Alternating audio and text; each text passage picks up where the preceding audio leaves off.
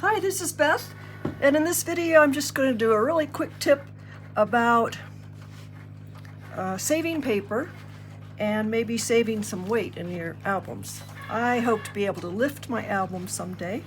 Anyhow, if you notice on this page right here, which I'm duplicating, that this pine cone paper goes to there, and then it's wood grain paper.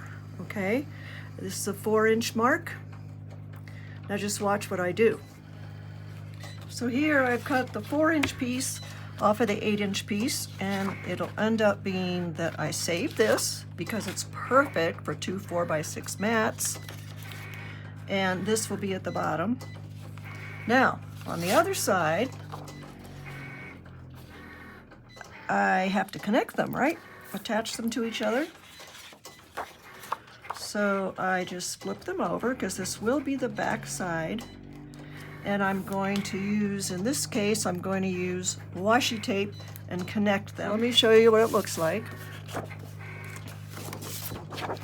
There it is with the washi tape. Perfect. And here it would look like this if you did the strip. There you go. That saves a little paper, makes extra mats for you on another layout. And hey, it's just plain fun to see if you can make the next side of the page work. Okay for now.